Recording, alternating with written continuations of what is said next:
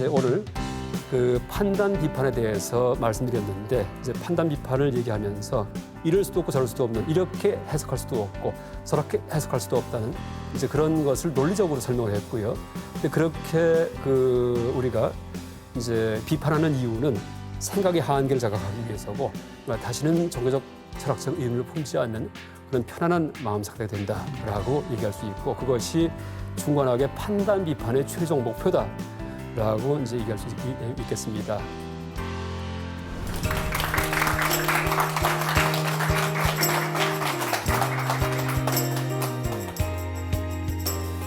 안녕하세요.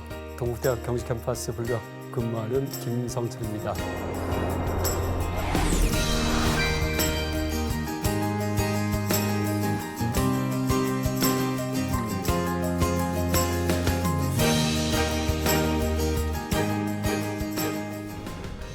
청소년을 위한 중관학 네 번째 시간이고 오늘이 이제 마지막 시간입니다. 제가 지난 시간에 예고했듯이 이제 중관학의 실천에 대해서 이제 제가 한번 정리해봤는데 그래서 사실 중관학 할 경우에 아마 실천까지 연결시켜서 강의하는 분들은 많지 않을 겁니다. 되게 이론만 사실 이해하기도 쉽지 않기 때문에 근데 실제 이 불교학만이 아니고 모든 학문이 실천과 결부되지 않으면 사실 무의미합니다. 그래서 틀림없이 그런 가르침이 불교 경전 속에 나와 있고요. 그래서 이 중관학이 어떻게 실천될 수 있는지에 대해서 제가 한번 정리해봤습니다. 보통 불교에서 이제 깨달음이라고 얘기를 하는데 스님들 출가하시는 이유가 그러니까 스님으로서 하시는 이유가 깨닫기 위해서입니다. 깨달음을 얻기 위해서입니다. 근데 우리 불교권에서 이제 우리 한국 불교권에서 깨달았다고 할 때 그 특수한 용어를 씁니다. 이제 깨달은 것을 견성했다라고 그렇게 말을 합니다. 견성. 어떤 분이 견성했다든지 저분 견성했냐? 이제 견성하기 위해서 수행한다라고 그렇게 얘기를 하는데 견성은 이제 원래 견불성의 준말입니다. 이 견자는 볼 견자를 쓰고요. 보다 할 때 견. 그다음에 불성은 부처님의 성품입니다. 그러니까 부처님의 성품을 본다라는 뜻입니다. 혹은 부처님의 본질을 본다라는 뜻입니다. 근데 이제 불성이 뭐냐 할 때 여러 가지 논란이 있었는데 어쨌든 서원불교에서 얘기하는 이 불성은 그러니까 중도를 의미합니다. 중도. 여러분 중도 얘기를 하니까 제가 왜 견성 말을 하는지 견성이라는 말을 갖다 꺼냈는지 짐작되실 겁니다. 지금까지 강의한 게 다 중도에 대한 얘기입니다. 근데 물론 중도는 중도인데 사상적 중도를 얘기한 겁니다. 이분법적인 사고방식에서 초월하는 이제 그런 사상적 중도입니다. 그래서 견성을 이제 견불성이라고 그렇게 이제 우리가 느려서 얘기할 수 있는데 자세히 얘기할 수 있는데 불성이 중도이기 때문에 사실 견성은 견중도입니다. 그러니까 중도를 자각하는 것이 그러니까 중도에 대한 자각이 바로 이제 견성입니다. 그러니까 자각이 바로 기원이고요, 불견자. 자각을 하면은 알 끝나는 게 아니고 그게 몸에 배어서 이제 외부로 나타납니다. 그래서 이렇게 중도를 자각한 분일 경우에 어떠한 식의 행을 하게 되는지, 어떤 행동을 하게 되는지에 대해서 오늘 이제 몇 가지 예를 들어 가지고서 말씀드리겠습니다. 말하자면 중도의 실천이 되겠죠, 실천. 그래서 결론만 얘기한다면은 이제 모든 면에서 이분법 타파를 위해 노력한다. 이분법 타파. 그러니까 둘로 나눠지는 것을 갖다 타파하는 이제 그런 행동을 하는 것이 이 중도를 자각한 혹은 견성한 혹은 불성을 자각한 이제 그런 사람들의 행동입니다. 또 다른 말로 얘기한다면은 불성은 부처님 마음인데 부처님 마음은 이분법이 타파된 마음이다라고 얘기를 해도 됩니다. 이분법이 타파된 마음 그렇게 얘기를 되겠습니다. 그래서 이제 일단 이제 이 석가모니 부처님께서 이런 이분법 타파를 통해서 이제 교화한 그런 사례가 하나 있습니다. 끼사고땀이라는 여인이 있었는데 우리말로 풀면은 끼사가 말라깽이 그러니까 몸이 말랐다는 뜻입니다. 여러분 지금은 몸이 마르면은 미인이란 얘기하죠. 여러분 TV에 나오는 아이돌 여가수를 보면은 다들 호요리합니다. 근데 실제 이제 지금 먹고 살기 풍족하기 때문에 그렇게 많은 사람을 미인 얘기하지만은 북한 같은 경우에는 좀 통통해야지 미인이랍니다. 또 여러분 양귀비 보면은 굉장히 통통했답니다. 다른 거 없습니다. 실제 조각이 남아 있는 비너스상 보십시오. 무시무시합니다. 아주 우람합니다. 그래서 실제 이제 옛날부터 인류 역사상 미인일 경우에는 실제는 여러 가지 이제 몸도 건강하고 그렇게 이제 관능미가 넘치고 이런 분들이 이제 사람들이 미인입니다. 근데 이 고땀이 여인은 물론 지금부터 2600년 전에 살았던 여인인데 말라깽입니다. 요새 같으면 참 소녀시대 같이 어떤 연예인이 됐을 텐데 그 당시 시대가 뚱뚱한 사람을 미인으로 취급했기 때문에 말라깽이 고따미는 가장 못나고 못생긴 여인의 그런 어떤 대표였습니다. 그래서 항상 구박만 받고 그 마을에서 그러니까 왕따같이 그렇게 따돌림을 당했던 여인인데 결혼을 했답니다. 이제 결혼을 했는데 아기를 낳습니다. 아기를 낳았는데 보니까 너무나 훌륭한 아들을 낳았어요. 그래서 이제 사람들이 이제 말라깽이 고따미는 참 볼품이 없었는데 아들을 보니까는 너무나 잘생기고 너무나 잘났습니다. 그래서 그 다음부터는 그냥 이 칭송이 뭐 자자했답니다. 고따미에 대해서. 그래서 이제 어린아이가 점점점 장성하면서 고따미가 평생 처음 길을 피고 살았답니다. 그랬는데 어린아이가 이제 걷고 뛸 무렵 돼가지고서 갑자기 죽었답니다. 병에 걸려가지고서. 그랬더니 이 고따미 여인이 실성하는 겁니다. 그래서 아기를 얻고서 이제 아기를 살리기 위해서 여러 군데를 다니면서 살려달라고 하면서 이제 다니는 겁니다. 근데 그 설명이 어떻게 나오냐 하면은 그 아기를 얻고 다니는 이유가 뭐냐 하면은 이 자기 아들이 죽은 것을 알면은 나중에 사람들이 자기를 옛날처럼 다시 또 왕따 시킬까봐 이제 그런 것도 이유가 나옵니다. 그때 너무나 괴로웠기 때문에 아들을 하나 낳고 나서 그 다음부터 칭송받았는데 이제 아들이 죽고 나니까는 정신이 쑥 빠졌다라고 얘기할 수도 있습니다. 그래서 이제 여기저기 다니다가 드디어 이제 석가모니 부처님께 다가갑니다. 그래서 만다 비쿠는 지금 그림에 나오듯이 그러니까 죽은 아들을 이제 부처님께 보여드리면서 살려주십시오라고 이제 얘기를 합니다. 그때 부처님께서 알았다 하면서 살아나라 하면 좋으실 텐데 그렇게 안 하셨습니다. 고따미한테 어떻게 얘기를 하냐 하면은 좋다, 내가 살려줄 수 있다 이렇게 말을 하신 다음에 마을에 내려가서 이제 문을 두드리고 물어봐서 그 집안에서 사람 안 죽은 집이 있을 경우에 죽지 않은 집이 있을 경우에 겨자씨를 받아라. 겨자씨를 갖다가 그러니까 지금도 인도 그 불교 성지가 저 인도 북부 지방에 있는데 제가 이제 그 한번 성지순례 여행을 가보니까 겨자밭이 굉장합니다. 그러니까 유채꽃 비슷하게 핍니다. 노랗게 펴 있는데 다 겨자랍니다. 근데 겨자가 왜 자꾸 나오냐 하면은 뭐 기독교 성경에도 겨자씨 얘기가 나옵니다. 너무나 작기 때문에 조그만 걸 얘기할 때 겨자씨란 얘기를 합니다. 어쨌든 이제 가서 겨자씨를 구해올 경우에 사람 죽지 않은 집에서 겨자씨를 구해오면은 내가 살려주겠다라고 이제 얘기를 하십니다. 그랬더니 고따미 여인이 마을에 내려가서 두드리고 물어봅니다. 이제 사람 죽은 적이 있냐고 했더니 뭐 있다, 뭐 아버지 돌아가셨다, 딸이 죽었다, 아들이 죽었다 다 얘기를 합니다. 어느 집을 가더라도 사람 안 죽은 집이 없어요. 다 죽음을 체험합니다. 인근 친한 사람에. 그랬더니 나중에 돌아왔는데 그때 스스로 자각을 합니다. 아, 나만 이제 그런 그 자식이 죽은 슬픔이 있는 게 아니고 누구든지 그런 슬픔이 있구나 하면서 그런 고통이 해소가 됩니다. 그래서 그 다음에 부처님의 가르침을 듣고서 이제 나중에 성의자가 되었다 이런 일화가 있습니다. 그래서 그게 아마 이런 일화는 사실일 거예요. 어떤 신화적인 신비한 얘기가 아니기 때문에. 그런데 이 패턴에서 우리가 연기 공중도의 가르침을 만날 수 있습니다. 뭐냐 하면은 이 고따미 여인이 내 아들이 죽어서 참 괴롭다는 건 뭘까요? 남들은 참 행복하게 잘 살고 있는데 나한테만 불행이 있구나라는 그런 생각이에요. 그러니까 어떻게 보면 착각이에요. 남들은 다들 뭐 길길거리고 잘 사는데 나만 참 이런 불행이 닥쳤구나. 근데 실제 가서 다 찾아보니까 알아보니까 다 똑같아요. 다 죽은 그런 슬픔이 다 있어요. 그럼 나만 슬픈 게 아니고 나만 죽음의 고통이 있는 게 아니고 남들도 친한 사람의 그쵸, 가까운 사람의 죽음의 고통이 있구나 할 경우가 어떻게 돼요? 그때 나만 독특한 게 아니기 때문에 의문이 해소가 됩니다. 그런 그 문제점이 해소가 됩니다. 그러니까 나만 그렇다 할 경우에 남은 잘 행복한데 나만 불행하다 할 경우에 그때 힘들어져요. 근데 보니까 남도 캐보니까는 남도 역시 불행해요.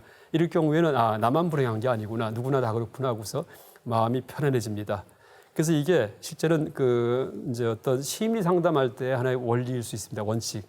그래서 이제 보통 심리 상담할 때 치료 원리가 두 가지가 있습니다. 하나가 감성 치료, 정서 치료가 있고요. 정서, 감정. 또 하나가 인지 치료가 있습니다. 인지. 그런데 이제 감정 치료가 있고 인지 치료가 있는데 인지 치료일 경우에는 그게 쉽지 않아요. 내 인지가 훨씬 높아야지만 치료해 줄 수 있습니다. 누가 생각을 잘못해가지고서 고통을 겪을 때 이럴 경우에 이제 내가 훨씬 위에서 올려다보고서 그 다음에 이것은 네가 잘못 생각한 것이다 하고 조언해 줄 경우에 그때 인지가 개선이 되면서 이제 치료가 될 수 있는데 그거 쉽지 않습니다. 왜냐하면 내가 더 잘나야 되기 때문에. 근데 내가 더 상대방이 나를 갖다가 자기보다 못났다고 생각하는데 내가 인지치료를 해주죠. 그럼 기분 나빠합니다. 네가 뭔데 조언하냐고 이렇게 됩니다. 그래서 아마 정신과 같은 경우에도 정신과 의사 선생님들을 자꾸 바꿔가면서 전전긍긍하는 분들이 있답니다. 그게 이제 인지치료 같은 경우에 자존심이 심한 경우에, 자존심이 큰 경우에는 치료가 쉽지 않다라고 얘기를 합니다. 그런데 지금 말씀드릴 게 이제 뭐냐 하면은 누구나 할 수 있는 인지치료의 공식을 제가 하나 말씀드리겠습니다. 인지치료의 공식. 답이 뭐냐 하면은 당신만 그런 게 아닙니다. 누구나 다 그래. 이렇게 됩니다. 당신만 그 고통이 있는 게 아닙니다. 바로 부처님이 고따마 여인한테 썼던 방법입니다. 예를 든다면은 이제 여고생이 여드름이 자꾸 났어요. 그 전까지는 깨끗했는데 피부가. 이럴 경우에 고등학교 올라와서 한 고2쯤 되니까 막 뭐가 납니다. 이마에도 뭐가 나고 막 걱정됩니다. 그때 막 고민에 빠집니다. 그때 피부과 가니까는 이제 물론 약을 쓸 수도 있지만은 어떻게 조언합니까? 그 나이 땐 다 그래. 옆집 순이도 봐. 그다음에 뒷집에 영희도 봐. 다 똑같아. 그때는 다 그게 나는 법이야. 원래. 이러면 실제 가보니까 다 그래요. 저 작년만 해도 없었는데 고등학생 올라가더니 전부 다 코 이런 데 여드름이 났습니다. 그때 좀 편안해지죠. 아, 이때가 그런 시기구나 하고서 편해집니다. 나만 그런 게 아니야. 누구나 다 그래. 이렇게 됩니다. 근데 이제 힘든 이유는 남들은 다 이쁜데 나만 뭐가 났는 줄 알았을 때 이게 뭐예요? 큰 방이 있다는 착각과 똑같은 거예요. 왜? 작은 방이 있기 때문에 큰 방이 있는 거라고 생각합니다. 아, 저건 작으니까 이거 큰 거야. 내 건 왜 이렇게 클까? 왜 이렇게 여드름이 많이 날까? 이렇게 생각합니다. 그랬는데 보니까 딴 데도 큰 방이에요. 그럼 이게 큰 방일 것도 없죠. 그렇죠? 이제 그렇게 해소시키는 방법이 바로 고땀의 여의를 이제 그렇게 진정시킨 그런 부처님의 가르침에 이해하고 지금 말씀드렸듯이 비교를 통해서 고통이 발생했는데 그렇죠? 실제 비교해보지도 않고 상대가 상상한 비교예요. 남들은 다 사람 죽은 고통이 없으려니 하고 설정한 다음에 나만 우리 애가 죽었구나. 나는 참 괴롭다. 이랬는데 상상 속이에요. 실제 체험을 해보니까 남들도 다 사람 죽은 고통이 있어요. 그러니까 어떻게 돼요? 나만 그런 게 아니구나. 누구나 다 그렇구나 하면서 완화가 됩니다. 그래서 이제 의존적으로 발생했던 남의 행복을 착각을 해갖고 나의 고통이 있다고 발생했던 이제 그런 어떤 신경증이 남도 행복할 게 없구나 사실은 라는 걸 통해서 나의 불행도 실제 큰 불행은 아니구나. 누구나 겪는 불행이구나 라는 자각을 통해서 마음이 편해집니다. 그래서 중관학이 그냥 사상 논리로 끝나는 게 아니고 실제 실생활에서 이렇게 쓰일 수가 있습니다. 실생활에서. 그러니까 한 예를 들어봤습니다. 그 다음에 이제 불교에서 보시 바라밀이란 말을 씁니다. 아마 처음 들어본 분들 많이 계실 겁니다. 근데 굳이 번역한다면은 그러니까 베푸는 게 보시에 보시한다라는 말을 씁니다. 근데 그 중에 완전한 베품이 있어요. 그냥 베품이 아니고. 그러니까 가장 이상적인 베품을 보시 바라밀이라고 얘기를 합니다. 뭐냐 하면은 그러니까 베풀고 나서 이제 전혀 티가 나지 않아요. 티가 나지 않은 베품입니다. 베풀고 나서 남에게 뭘 준 다음에 나 누구한테 베풀었다 도와줬다 하면서 막 잘난 체하는 거 이건 보시 바람일이 아닙니다. 그냥 베품일 뿐이에요. 잘난 체하는 베품입니다. 그래서 이제 이런 베품을 무주상보시라고 얘기합니다. 없을 무자, 머물 주자, 모양 상자를 씁니다. 모양에 머물지 않는 베품이다. 베풀었다는 그런 티를 내지 않는 베품이다. 라고 얘기를 합니다.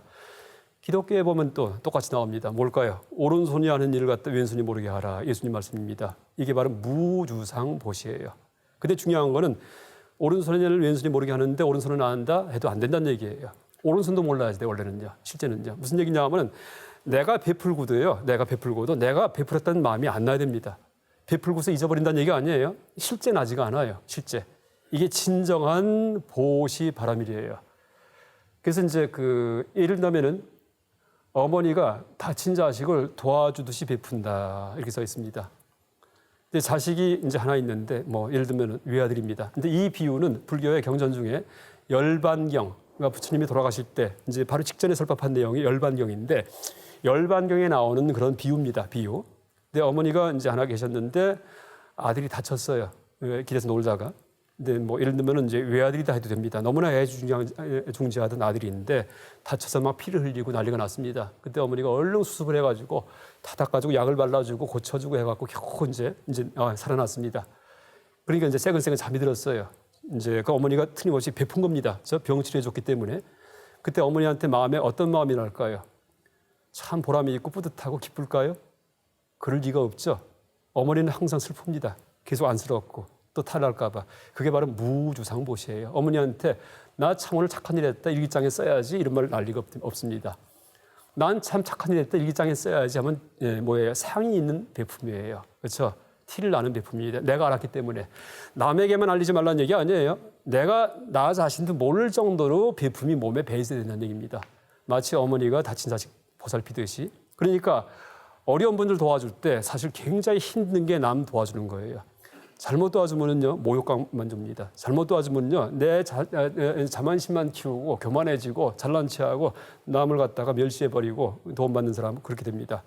그래서 실제 가장 힘든 것이 이제 베풀지 않는 거 이건 안 좋지만은 물론 이제 베푸는 게 좋아요. 잘난 체 하더라도 베푸는 게 좋습니다. 그래서 막 도와주고서 기념사진 촬영하고 다 그게 안 베푸는 것보다 훨씬 낫습니다. 그런데 이제 베품의 최고는 아니라는 얘기예요.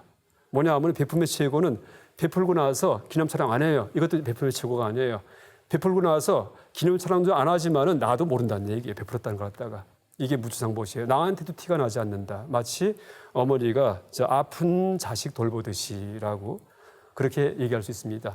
그래서 그런 자각하에서의 베품이기 때문에 이제 그래서 전혀 티가 나지 않는다. 나도 모른다. 나도 베풀었다는 자만심을 이제 느끼지 않는다라고 얘기합니다. 여러분 흔히 우리 사회에서 봉사하면은 참 자기한테 이깁니다라고 얘기하죠. 그거 좋은 말 아닙니다. 왜 나한테 이기해요? 그렇죠? 그건 진정한 봉사가 아니에요. 왜? 내가 뿌듯하기 때문에. 그런 봉사는 마치 상거래와 같다라고 얘기합니다. 밑에 제가 이제 깨끗한 베품하고 깨끗이 못한 베품 이렇게 써놨는데 불교 전문 용어로 정시, 부정시 이렇게 씁니다. 정은 청정할 정자예요. 시는 보시하다 할 때 베풀 시자입니다. 부정시는 이제 깨끗이 못한 베품이라고 얘기를 합니다. 뭐냐 하면 베풀고 나서 보람을 느낄 때 이럴 경우에는 부정시에 들어갑니다. 뭐냐 하면은 마치 상거래처럼 상대한테 재물을 주고 나는 보람을 받았기 때문에 기쁨을 받았기 때문에 그건 기브 앤 테이크 끝난 겁니다. 그다음 좋은 일 안 생깁니다. 그래서 이제 그 공덕이 크지 못하다라고 얘기를 합니다. 그래서 절대 베풀고서 우리가 베풀 때 남에게 베풀 때 참 쉽지 않습니다. 그러니까 베품에 대한 공의 통찰이 들어가야지만 진짜 베품이 될 수 있지. 그냥 사회에서 흔히 얘기하듯이 베풀어 갖고서 그래서 보람이 있고 뭐 신나서 베풀고 이러면 안 된다는 얘기입니다. 그래서 여러분 이제 베풀 때 철저한 공의 통찰, 그 다음에 상대 입장에서 생각하는 이런 식의 지혜가 들어간 베품만이 이제 상대에게 베품을 받는 분한테 상처를 주지 않는 이제 그런 베품이 될 수 있습니다. 또 내가 보람을 느낀다, 베풀고 내가 기쁘다 할 때 아직도 내가 못났구나, 아직도 완벽한 인격자가 아니구나라고 자기 반성을 해야 됩니다. 그럼 여러분 이제 보세요. 이런 베품을 누가 할 수 있을까요? 누가? 저도 못합니다. 그게 무슨 얘기냐 하면 지향점이라는 얘기예요. 그러니까 이런 베품이 되기 전까지는 항상 내가 부족하다 하는 그런 반성할 일만 있다는 얘기입니다. 항상 물론 남을 위해 살지만은 이제 절대 남을 돕는 사람들은 절대 자만해서는 안 됩니다. 이런다면은 여러분 테레사 수녀 혹시 사진 보셨어요? 웃는 적이 없어요. 그래서 제가 볼 때 물론 종교인 중에 그런 분들 많습니다. 그렇죠? 얼굴 굳어 있습니다. 아, 이분 진짜 베풀고 있구나 하는 생각이 들어요. 근데 베푸는데 항상 기뻐하고 이분들 베풀죠? 이거는 좀 아닌 것 같습니다. 그래서 이제 실제 베품이 그 완전한 베품이 되기 위해서는 공성의 통찰, 다시 말해 그 베푸는 물건도 이제 남에게 주지만은 베풀었다는 마음도 그냥 버려버리는. 그래서 지금 두 번째 글 물건도 버리고 베푼다는 마음도 버린다. 다 불교 경전에 나오는 얘기입니다. 버릴 사자를 씁니다. 버릴 사자, 사 한자로 어머니가 다친 자식을 도와주듯이 베푼다. 또 동체 대비의 베품이다. 이 말도 하나 외워 두십시오. 동이 같을 동자, 체가 몸체자, 큰 대자, 비는 슬플 비자예요. 슬플 비자, 동체, 나와 남이 한 몸이에요. 그래서 크게 슬프다라는 뜻입니다. 그러니까 남의 고통을 내 고통처럼 느끼는 이제 그런 경지가 되어야지만 다시 말해 나의 구심점이 다 해체된다는 얘기했죠. 여기 내가 없어집니다. 그때 남의 고통이 구심점이 됩니다. 이래야지만 동체 대비, 이제 내 몸처럼 생각하는 이제 그런 베품이 될 수 있다라고 얘기할 수 있습니다. 그래서 이 베품도 이제 진정한 베품이 되려면은 그냥 베풀기만 하는 게 아니고 지혜의 개발이 필요하다. 모든 걸 해체한 그런 공의 지혜를 체득해야지만 그러니까 진정한 베품이 될 수 있다라고 얘기할 수 있습니다. 그래서 이제 이 보시바라미를 그 다른 말로 삼륜청정의 베품이다라고 얘기를 합니다. 삼륜청정. 그러니까 세 가지 바퀴가 청정하다. 세 가지 바퀴는 그러니까 불교 전문 용어인데 주는 자, 받는 자, 주는 물건 모두 실체가 없다. 그러니까 실체가 없다가 청정이야, 깨끗하다는 뜻입니다. 그러니까 주는 자도 실체가 없어요. 어떤 누가 이제 자아가 있어갖고 주는 게 아닙니다. 받는 자도 실체가 없어요. 모든 게 없기 때문에 일체 아무것도 없기 때문에 공의 통찰을 했기 때문에 또 주는 물건도 실체가 없어요. 그런 자각하에서의 베품입니다. 이게 바로 완전한 베품이다라고 얘기할 수 있습니다. 그래서 무슨 얘기냐 하면은 이제 베풀었을 경우에 누가 누구한테 뭘 주느냐 우리가 얘기 못합니다. 그렇죠? 물건은 상대한테 좋지만 복은 나한테 옵니다. 그럼 누가 이기해요? 뭐예요? 플러스 마이너스 제로입니다. 기브 앤 테이크입니다. 그러니까 주는 물건이 없다는 얘기입니다. 그렇죠? 그다음에 사람의 실체가 없기 때문에 주는 사람도 없고 받는 사람도 없어요. 아무것도 없기 때문에. 그래서 이제 그런 통찰이 깊어질 때 그때 베푼다고 뻐기지 않고 받는다고 비굴하지 않는다는 얘기입니다. 이 그림에는 이제 조금 그렇죠? 이렇게 위에서 이렇게 주는 그림이 되어 있는데 사실은 아주 좋은 베품의 모습은 아닙니다. 이 모습은. 그래서 요새는 이제 베푼다는 말보다도 나눈다는 말을 갖다 많이 쓰기도 합니다. 그다음에 이제 다른 예를 들어 갖고 공의 통찰이 완전히 체득된 이제 그런 분들의 어떤 삶 중에 아주 청정하게 윤리도덕을 지키며 사는 분들이 계십니다. 이제 이것을 지계바라밀이라고 얘기합니다. 지계. 지는 진일지자. 계는 여러분 뭐 십계명 할 때 계자예요. 계율할 때 계자입니다. 계. 그러니까 윤리도덕의 그 조항이 계입니다. 계. 그러니까 기독교 십계명도 있고 불교에는 5계, 뭐 10계, 그다음에 뭐 이 비구 스님들, 남자 스님들일 경우에는 이제 250가지가 있어요. 계가. 그다음에 비구니 스님은 348가지나 있습니다. 그래서 스님 되실 때 그거 다 이렇게 봉독하면서 읽으면서 지키겠습니다 하면서 250가지. 그러니까 그거 다 읽는데 한두 시간 걸립니다. 스님들 출가할 때 누구든지 하십니다. 그게 계입니다, 계. 그러니까 윤리도덕의 조항인데 이제 그 윤리도덕도 완벽한 윤리도덕은 이제 계를 지키는 게 착하게 사는 거예요. 계를 어기는 게 악한 겁니다. 그런데 계를 지키긴 지키지만 내가 착하다라는 생각이 없어요. 이래야지만 진정한 계다라고 얘기를 합니다. 그러니까 계를 지키되 그냥 무골 호인이 돼가지고서 너무나 착해. 그냥 그 자체가 이럴 경우에. 그래서 이제 그 여기 써 있듯이 선과 악을 구분하지 않는 윤리예요. 근데 여러분 이제 선과 악을 구분하지 않는다 할 경우에 오해할 수 있어요. 그럼 악도 행하는구나? 아닙니다. 악은 옛날에 버렸고 지금 내가 선을 행하는데 그게 선하다는 생각조차 하지 않는다는 뜻입니다. 그런 식으로 깨끗하게 사는 분들, 이런 분들을 지계바라밀이라고 얘기를 합니다. 선을 행하지만 선이라고 자각하지 않는 이제 그런 삶입니다. 근데 이제 만약에 이제 여러분 지계바라밀이라고 써 있는데 바라밀이 뜻이 뭐냐 하면은 바람 할 경우에 빠라 할 경우에 저 멀리라는 뜻입니다. 그러니까 밀 할 경우에 있다란 말인데 원래는 빠람 있다예요. 빠람이 있다에 한자 음사어인데 빠람 하면 저 멀리, 있다는 가다라는 뜻입니다. 그러니까 멀리 가다, 멀리가 어딜까요? 부처님의 경지로 가다라는 뜻입니다. 그러니까 부처님의 경지로 가는 방법 중에 뭐예요? 지계, 윤리도덕 잘 지켜갖고 갈 수 있는 방법. 아까 보시바라밀은 남에게 많이 베풀 때 그걸 통해서 부처가 되는 방법. 지금 이것은 윤리도덕 잘 지키면서 부처가 되는 방법 이런 뜻입니다. 그러니까 부처가 되려면은 완벽한 윤리, 완벽한 베품을 해야지만 부처가 된다는 얘기입니다. 성불을 하려면은. 그래서 이제 그 선을 행하지만은 선을 자각하지 않습니다. 근데 이제 이 바라밀이 안 될 경우에 완벽한 윤리가 아니고 그냥 윤리 도덕적으로 살아요. 나는 이제 착하게 살고 그 윤리 조항을 잘 지키겠다. 절대 남에게 화를 내지 않고 때리지도 않고 이러고 지키겠다. 절대 그다음 나쁜 짓 안 하겠다. 이러고 살 경우에는요. 그건 지계 바라밀이 아니고 그냥 지계일 뿐이에요. 지계. 바라밀자가 안 붙습니다. 그러니까 부처가 아닌 보통 윤리 도덕가들. 그렇죠?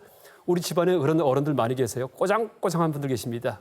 여기다 누가 물 버렸어? 하면서 집에서 야단도 치시고 그다음에 함부로 그렇게 막 음식 남기지 마 이렇게 하시기도 하고 뭐예요? 그게 다 윤리 도덕이에요. 그러니까 먹을 거의 윤리입니다.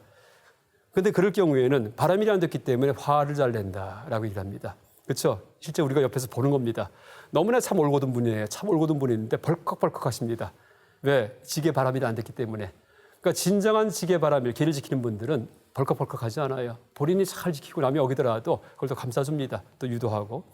이것이 진정한 지계 바람일이고 이 경지가 얼마나 어려운 거냐 하면은 공장님이 나이 70살이 돼야지만 이제 겨우 그러니까 지계 바람일이 되십니다. 여러분 공자님 그 나이에 따라 가지고서 인격 성숙에 대해서 얘기하는 거 아시죠? 뭐 40의 불혹, 50의 지천명, 60의 이순, 70의 종심 이런 말이 있습니다. 그죠? 30의 입신 언제 이런 식으로.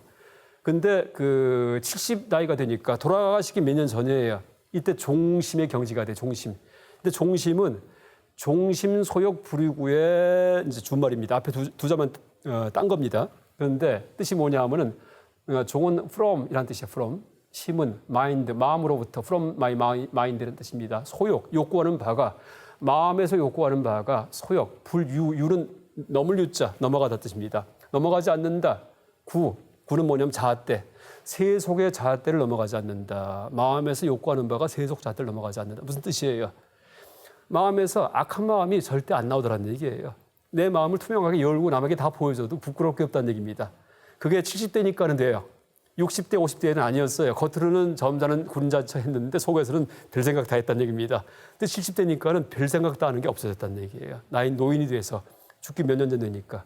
이게 지계의 바람일입니다. 그러니까 완벽한 지계예요. 그러니까 선 그 자체가 됐기 때문에 그러니까 어떻게 돼요? 그냥 살 뿐이지 내가 착하다 이런 생각 안 합니다.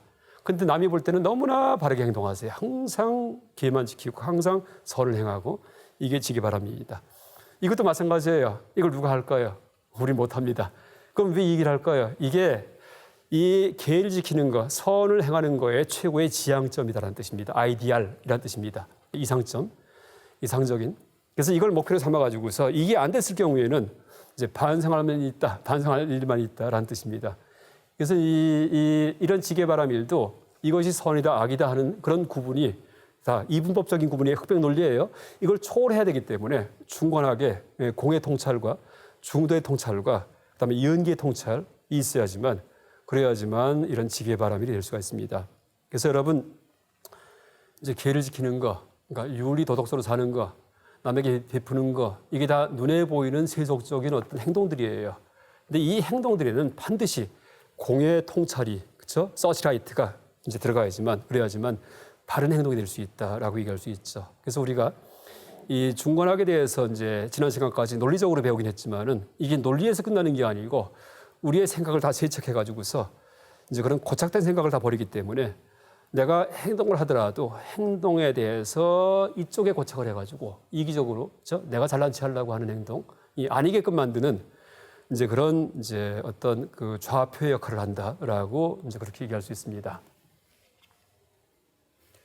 자, 이제 보세요. 이게 지게바람일인데 제가 한번 그림을 만들어 봤습니다.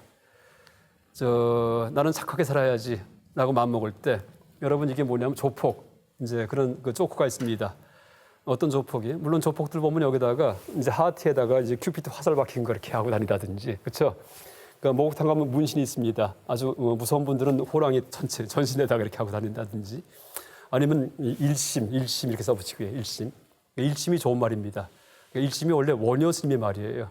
근데 조폭들의 일심은 그게 아니고요. 우리 조직이 일심단결하자 이런 뜻일 겁니다. 어쨌든 근데 이제 어떤 조폭이 착하게 살자 이렇게 하고 다닌답니다. 근데 무식하기 때문에 철자법이 틀렸어요. 착하게 살자인데 착하게 살자입니다. 그게 너무 무식해요. 그게 무슨 얘기일까요?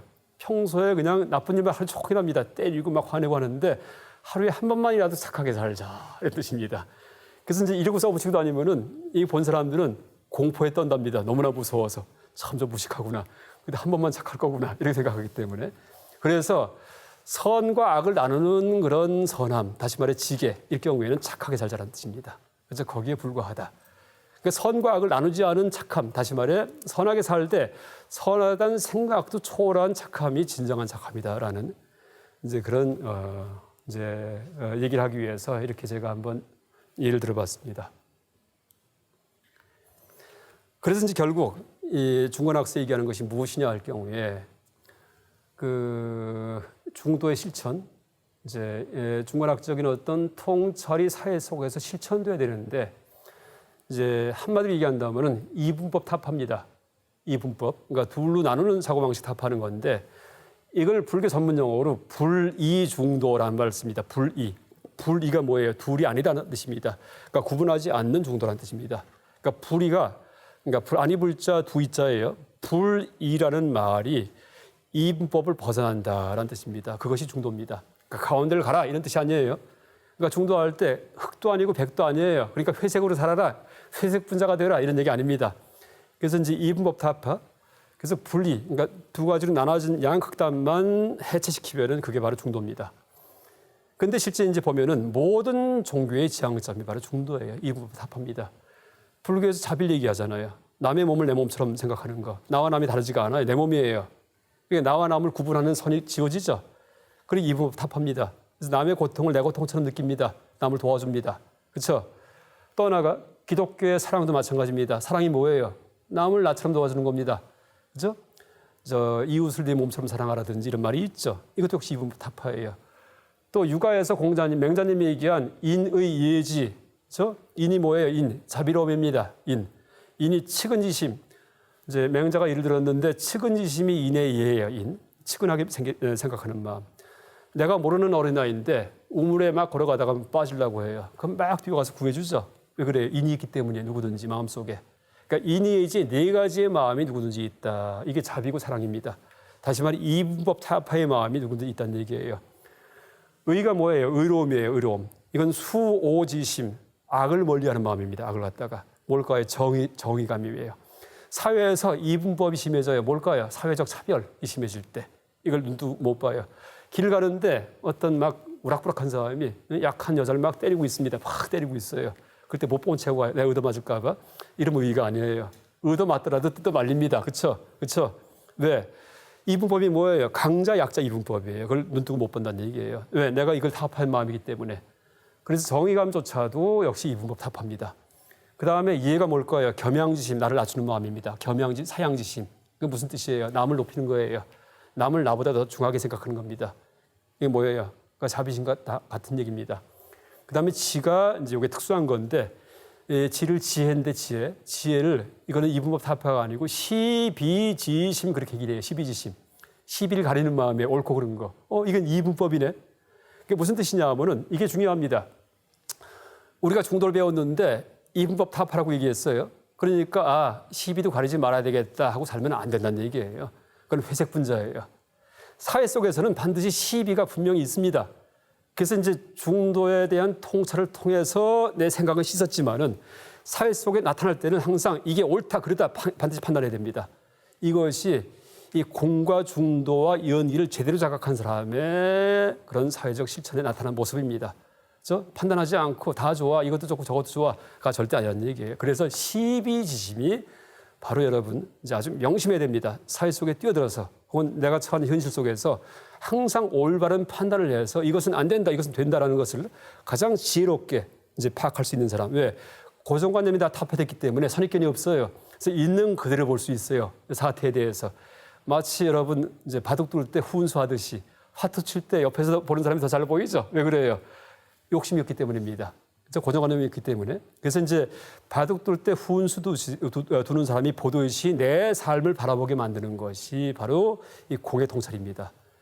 그래서 이제 우리가 중도의 실천을 이분법 타파했는데 지금 따져보니까 몇 개의 그런 그 세력 있는 종교만 지금 거론했습니다. 근데 실제 목표가 다 같구나라고 우리가 알 수 있습니다. 다시 이제 구체적으로 이제 한번 정리해 보겠습니다. 그러니까 불의 중도, 그러니까 둘이 아닌 이분법 타파의 중도가 실제 우리 삶 속에서 어떻게 실천되는가 하면은 제가 한번 네 가지를 뽑아봤습니다. 삶과 죽음의 이분법에서 벗어나기에 종교적 고민에서 해방된다. 이 얘기는 제가 삶도 없고 죽음도 없다. 제2강 때 얘기를 했었습니다. 그렇죠? 긴 거 짧은 거, 그 다음에 아름다움, 추함 얘기할 때 삶도 죽음도 없죠. 그러니까 삶도 없고 죽음도 없다. 삶, 죽음이 이예요. 이 두 가지예요. 아니 불자, 부정이에요. 삶, 죽음 다 타파한 중도입니다. 그러니까 지금 살아야 될 것도 없어요. 죽음도 없어요. 그렇기 때문에 그 전까지는 나는 살아있는데 왜 죽을까? 죽으면 어떻게 될까? 이러고 고민했는데 다 가짜 고민이구나 하고 압니다. 그래서 머리가 시원해집니다. 그 다음에 나와 남의 이분법에서 벗어나기에 동체 대비의 자비심을 실천한다라고 써 있습니다. 지금은 나와 남이 다르죠. 그렇죠? 왜? 내가 여긴가 어디 있으려니 하고 착각합니다. 근데 가만히 뒤져보니까는 없어요. 증벌합니다. 남도 마찬가지예요. 그럼 뭐예요?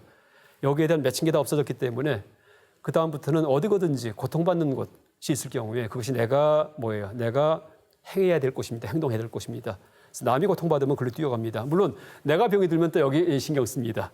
그래서 이제 이쪽이든 저쪽이든 가리지 않고 내가 병이 들어도 남만 이해하는 거 이것도 말이 안 돼요. 그렇죠?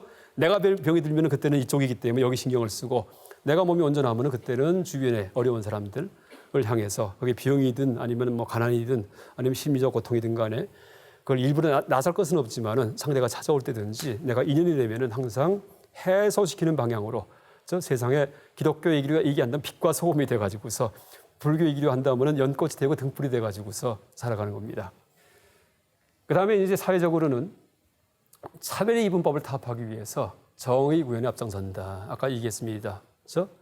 인의 예지할 때 의예요. 의, 정의심, 사회적 차별이 심해져요. 이때 내가 뭐 먹고 살만 하니까 신경 안 써요. 일반 사람들은. 왜? 내가 중심이기 때문에, 나만 살면 되기 때문에. 그런데 내가 중심이 아닌 사람들은, 다시 말해 보살같이 사는 사람들일 경우에는, 보살 같은 사람들, 내가 다 타파됐을 경우에는 그때는 사회 현상에 대해서 좌시하지 않습니다. 그래서 이제 사회적 이분법이 심해질 경우에, 그러니까 차별의 이분법이 심해질 때, 빈부의 차별이 심해질 때, 강자가 약자를 괴롭힐 때, 이럴 경우에 뛰어듭니다. 그래서 그걸 타파하기 위해서 노력합니다. 이것은 꼭 불교를 모르더라도 상관없어요. 여러분 마하트마 간디 아시죠? 인도가 영국 지배하에 있을 때, 그렇죠? 영국이 이제 엄청난 그런 착취를 했습니다. 그때 마하트마 간디가 변호사 출신이에요, 원래. 근데 자기 직업 다 버리고서, 그렇죠? 원래 떵떵거리고 살 수 있는데 그거 다 버리고 사회운동에 뛰어듭니다. 독립운동에. 그래서 이제 그 맨발로 헝겊 하나 걸치고 도티라고 해서 지팡이 짚고서는 그 다음에 독립운동하죠. 그것도 뭐예요? 폭력투쟁이 아니고 비폭력투쟁을 합니다. 이게 뭘까요? 사회적 그런 강자와 약자의, 그렇죠? 지배국가와 피지배국가의 차별이 너무나 심하기 때문에 인도 사람들을 쭉 둘러봐요. 둘러보다 보니까 너무나 비참합니다. 그러니까 자기 직업을 팽개칩니다. 그래서 이제 마하트마 간디 같은 경우에는 그 집안 내에서는 배척됩니다. 온 집안의 꿈이었는데 영국 유학 보내가지고서 변호사 만들어놨더니, 그렇죠? 집안 버리고 그다음에 이제 남들 유학하고 살기 때문에. 그래서 아들 같은 경우에도 큰 아들이 있었는데 큰 아들이 가장 대립을 해요, 간디에 대해서. 나중에 간디가 원래 힌두교 신자인데 큰아들은 심지어 이슬람교를 개종까지 합니다. 아빠 괴롭히기 위해서. 왜? 돈 벌어서 집에 갖다 줘야 되는데 그건 안 하고서 바깥에서만 놀기 때문에, 뛰기 때문에. 근데 그 마음이 뭐냐 하면은 차별이 심해질 때, 영국 식민시대에 이럴 경우에 눈 뜨고 못 본다는 얘기예요. 그 마음 속에 중도의 마음, 불성이 있기 때문에. 불성은 불교 신자라만 있는 게 아닙니다. 이분법 타파의 마음이기 때문에 모든 생명한테 그 마음이 있어요. 여러분 실제 개에게 아까 불성이 없다 얘기했죠? 개에게 불성이 있냐 없냐 할 때. 근데 개에게도 불성이 있습니다. 한번 실험해 보세요. 여러분 집에 애완견 있으면은요, 놔두고서 옆에서 그 친구든지 형제든지 때리는 신용해 보세요. 개가 막 짖습니다. 못 싸우게 합니다. 한번 신용할 때. 참 재밌습니다. 그게 뭐예요? 이분법 타파예요, 개도요. 그러니까 생명체일 경우에는 그걸 눈 뜨고 못 본다는 얘기예요. 그래서 이제 그렇게 불교 신자는 아니지만은 사회에 뛰어들어가지고서 그런 이분법적인 현상을 타파하기 위해서 노력하는 분들이 이제 바로 중관학을 실천하는 것이다. 중도를 배운 적도 없고, 중도와 중관학은 이건 발견된 진리입니다. 도그마가 아니고요. 누구든지 세상을 그냥 그대로 생각하면은요, 그게 떠오릅니다. 그래서 마음속에 자리 잡힙니다. 그래서 실천합니다. 그래서 이제 불교에서는 그렇게, 그러니까 불교를 모르는 상태에서 중도를 자각하는 분들, 이런 분들을 뭐라 부르냐 하면은 독각이라 불러요. 독각. 홀로 독자에다가 깨달을 각쳤습니다. 불교를 몰라요. 부처님이 누군지도 몰라요. 불경 읽은 적도 없어요. 그랬는데 마음속에서 항상 의문을 품다가 드디어 탈이분법 중도를 자각했습니다. 세상 있는 그대로 봤어요. 공을 알았어요. 이럴 경우에 그때 그 하는 말이든지 실천이든지 전부 다 그 성자와 같은 그런 행동을 하게 됩니다. 마하트마 간디든지 아니면은 모든 종교의 성인들이 다 같은 분들입니다. 불교와 무관하게 살았지만은 이제 그 불성을 갖다가 발견한 분들이고, 불성도 불교의 전유물이 아닙니다. 왜? 그 뜻이 중도기 때문에, 이분법 타파기 때문에 모든 생명이 갖고 있는 그런 마음을 이제 얘기합니다. 그 다음에 이제 우리 한반도일 경우에는 가장 괴로운 게 남북 분단의 이분법입니다. 그래서 우리나라 같은 경우에는 다 같은 혈육이에요. 요새 가끔 북한 이제 그 태권도 선수단 왔었죠. 말할 때 보니까는 우리말 하는데 참 또 생소합니다. 한 10년 전에는 왔을 때 이제 자주 들었는데 다시 오니까 한민족인데 하는 생각이 듭니다. 그럼 통일해야 될 텐데 이런 마음이 듭니다. 그래서 이제 제가 이제 요새 하여간 그래서 통일운동 같은 경우에도 이분법 타파 운동이에요, 사실은요. 이분법 타파. 그래서 같은 혈육이기 때문에 한반도가 참 묘한 곳입니다. 제가 어떻게 얘기하냐 하면은 한반도는 거열형을 당하고 있다. 거열형. 여러분 중국 형벌 중에 어떤 게 있냐면 말 4마리가 잡아 끄는 게 있어요. 사질 갖다가 찢어지죠. 그게 한반도입니다. 그래서 이 서양도 그게 있어요. 형벌이. 풀도 아파트 이렇게 풀 끌어당기다 아파트. 그래서 이제 끌어당기면 이게 끌어져 버리죠. 그래서 위에서는 중국과 중공과 소련, 러시아가 잡아 끌었고 밑에서는 일본과 미국이 잡아 끕니다. 그러니까 한반도 끊어집니다. 그래서 이 한반도는 쇼크 압서버의 쇼크, 4대 강국의 완충지대입니다. 그렇죠? 그래서 이제 이 4대 강국이 통일하게 할 리가 없습니다. 이제 감히 얘기하지만 그건 뭐 다 정치학자들 알고 있습니다. 왜 통일하면 아주 곤란해집니다. 그래서 이제 어리석은 민족들이 싸우게 만들어 놓은 다음에 그 다음에 이제 뒤에서 이렇게 지키고 있는 겁니다. 그래서 쇼크 업서버, 자동차 같은 경우에 바퀴에 이 쇼크가 있죠. 덜컹덜컹거리는 거. 이게 시트에 연결되지 않게 하기 위해 스프링 장치가 중간에 있죠. 그게 한반도입니다. 그래서 강대국이 네 나라가 사방에 있어가지고서 쇼바처럼 쇼바 보통 쇼바 얘기합니다. 이제 그렇기 때문에 실제 우리가 굉장히 지혜로워야 됩니다. 그래서 이 통일운동도 이 불성, 중도를 자각한 사람, 또 중도를 배운 사람, 공과 연기와 중도에 대해서 파악한 사람일 경우에는 이제 또 그 사람이 한반도에 사는 사람일 경우에 바로 우리들입니다. 이럴 경우에는 통일에 대해서도 우리가 이제 그냥 방치할 수 없다라고 그렇게 얘기할 수 있습니다. 다시 정리하겠습니다. 삶도 없고 죽음도 없다는 사실을 자각하여 종교적 범민에서 해방됩니다. 생사 이분법 답합니다. 그 다음에 나와 남의 이분법 답합니다. 남의 고통을 자신의 고통처럼 느껴서 남에게 도움을 줍니다. 약간 중고나 공부를 통해서 어떻게 실천되는가를 지금 얘기하는데 이제 이렇게 남에게 도움을 주는 것을 불교 전문 용어로 자비라고 그렇게 얘기를 합니다. 근데 자비는 여러분 뜻이 두 가지가 있어요. 그러니까 사랑과는 좀 다른 개념입니다. 사랑은 그냥 남 잘해주는 거 이게 사랑인데 자비는 자는 이제 남에게 도움을 주는 거, 비는 남의 고통을 제거하는 거 이렇게 다릅니다. 남에게 행복을 주는 게 자고요. 그러니까 여락 한자로 그러니까 수여하다 할 때 줄 여자를 씁니다. 락은 즐거움이에요. 즐거울 락자. 여락이 자비예요. 자. 남에게 즐거움 주는 거, 밥을 주고 빵을 주고 도와주고 뭐 안마해주고 뭐 좋은 말 해주고 이게 잡니다. 비는 남이 힘들 때 그 힘든 그 고통에 공감해가지고서 그걸 없애주는 거 이게 비입니다. 이걸 발고 발은 뽑을 발자예요. 발치하다 이빨 뽑는 거죠. 발. 그다음 고는 고통을 뽑아줍니다. 그래서 발고여락이 자비예요. 발고여락이. 그래서 이제 그냥 남을 도와준다고 할 때 한 가지가 있는 게 아니고 기쁘게 해주는 게 있고 고통을 제거해 주는 거 두 가지가 있습니다. 그게 자비입니다. 자비. 그래서 이 나와 남이 구분이 끊어졌기 때문에 이제 지금 이 만화는 이제 여기 이 표정이 다 괜찮습니다. 그렇죠? 대등하죠, 관계가. 할아버지가 어린애를 도와주는 건지 어린애가 할아버지를 인도하는 건지 모르겠죠. 이게 진정한 티가 나지 않는 배품입니다. 이렇게. 그러니까 도와주는 자가 위에 있고 도움받는 자가 밑에 있는 이런 식의 배품이 아니고 이것도 마찬가지예요. 누가 넘어졌는데 친구가 도와줍니다. 근데 뭐 누가 우월하지도 않고 또 밑으로 내려가 있지도 않습니다. 그 다음에 차별의 이분법 답하는데 인종의 차별이 있고 인종차별이 있죠. 흑백차별. 미국서 많이 오래 이제 지속되다가 60년대에 이제 저항문화운동, 카운터 컬처 무브먼트가 일어나면서 이제 그 당시 활동했던 분이 마틴 루터 킹 목사입니다. 아마 알 겁니다. 그래서 흑백차별 타파하는 데 앞장섰던 분이고 물론 나중에 암살당하십니다.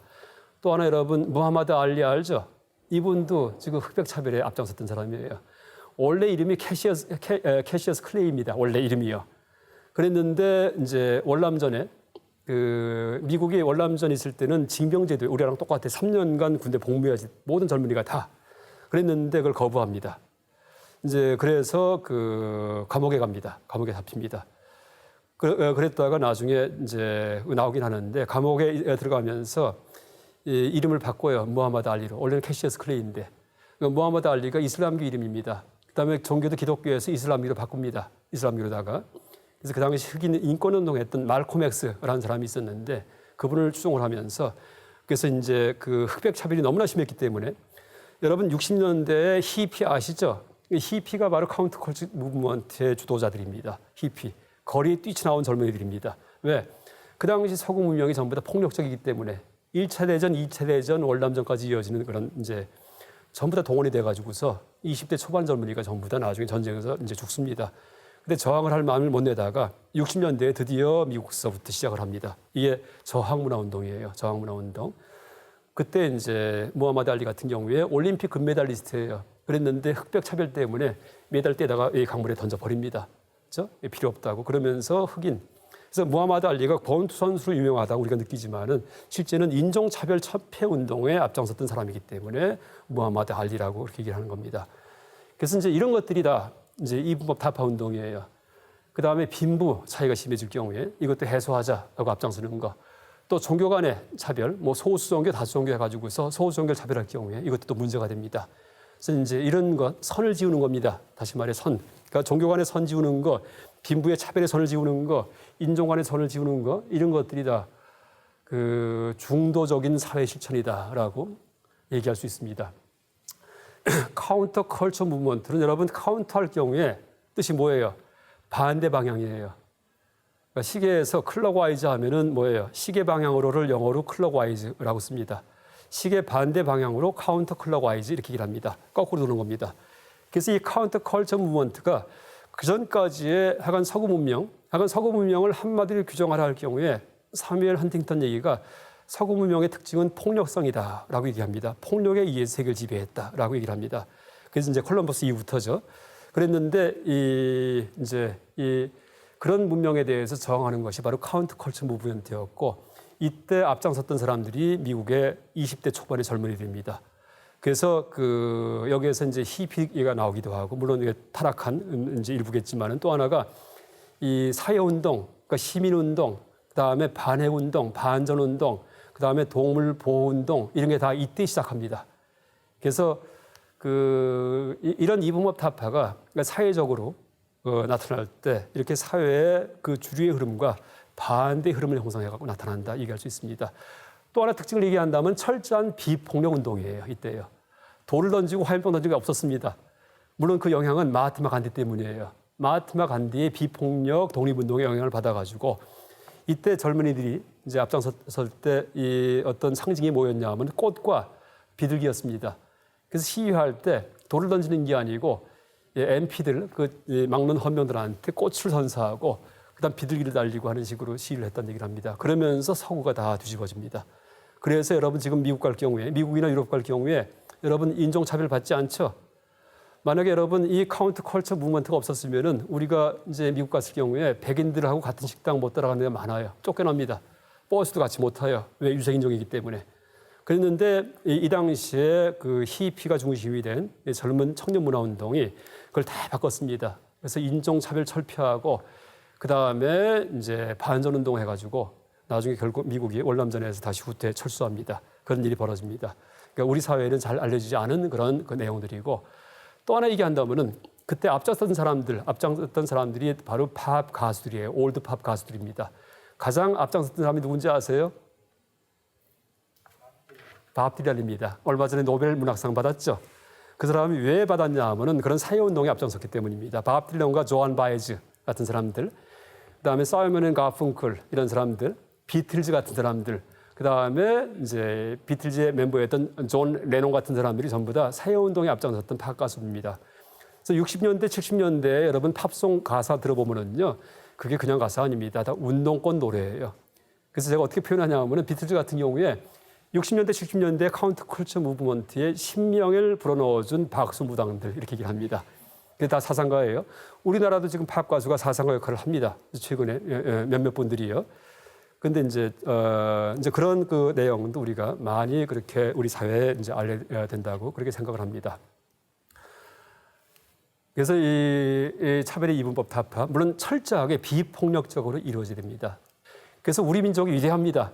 지금 얼마 전에 촛불도 마찬가지지만은 실제 60년대에 그런 사고를 뒤집어 엎었던 그런 운동의 처음 출발점이 바로 4.19였다 얘기하고 이것은 우리가 하는 얘기가 아니고 그들이 얘기합니다. 그 사람들 전기에 보면은 이제 가장 큰 동인을 꼽는다면은 4.19다라고 쓰고 있습니다. 또 하나 얘기한다면은 3.1운동도 마찬가지죠. 인도의 마하트마 간디 보면은 독립운동할 때 비폭력 운동했다는 얘기했죠. 근데 1919년도 5월 달입니다. 하루탈 전 인도 파업운동이에요. 뭐 흉내낸지 아세요? 바로 2달 전에 있었던 3.1운동입니다. 그러니까 1919년도 3.1운동 3월 1일 날 3.1운동이 비폭력이었습니다. 태극기 흔들면서 너무나 순진합니다. 물론 그게 압제가 됐죠. 압제를 해가지고 일제 압제 때문에 실패했지만은 그 다음에 이제 간디가 그 운동을 교훈 삼아가지고 5월 달에 드디어 전 인도 파업을 벌입니다. 그러니까 비폭력 무저항 운동입니다. 그래서 인도가 독립하기까지 가게 됩니다. 그래서 지금 이제 저는 그래서 이제 이 증산도 이제 제가 이 상생 방송 와서 강의하지만은 참 기쁩니다. 올 때부터도 이제 항상 민족을 얘기하고 지금 너무나 서구화돼 갖고 정신 나간 것처럼 살고 있는 분들이 참 많은 그런 현대 이제 한국 사회인데 아주 꿋꿋하게 이제 지키면서 우리의 자긍심을 항상 키워주는 이제 그런 그 종단이기 때문에 더욱 참 제가 감사하게 생각하고 지금 이분법 타파에 대해서 이제 얘기를 하면서 저는 올해 일어났던 여러 가지 우리 사회에서 이렇게 변혁들이 앞으로 올해를 시작으로 해가지고서 전 세계를 갖다가 많이 좋게 그렇게 만들 것 같은 이제 그런 예감이 듭니다. 여러분 지금까지 4번에 걸쳐 갖고 제가 청소년을 위한 중관학이라는 이름으로다 이제 중관학에 대해서 처음 개관하고 그 다음에 뭐 긴 거 짧은 것을 얘기하면서 한번 훈련도 해보고 뭐 비가 내린다, 바람이 분다 이런 판단을 예를 들어 갖고 그런 판단이 왜 모순에 빠지는지에 대해서 한번 분석을 해봤고 또 마지막으로 오늘 이 시간에 이제 그런 식의 분석과 이제 그런 어떤 훈련이 우리의 이제 어떤 실천에 어떻게 적용될 수 있는지에 대해서 이제 한번 또 설명을 해봤습니다. 그래서 뭐 길지 않은 4번의 강의였지만은 이제 지금까지 4번의 강좌가 여러분들 삶에 큰 도움이 되고 이제 여러분들 종교에 어떤 아주 밝은 조명처럼 이제 비춰지기를 그렇게 바랍니다. 그동안 대단히 감사했습니다. 감사합니다. 이번 강의 마치겠습니다. 감사합니다.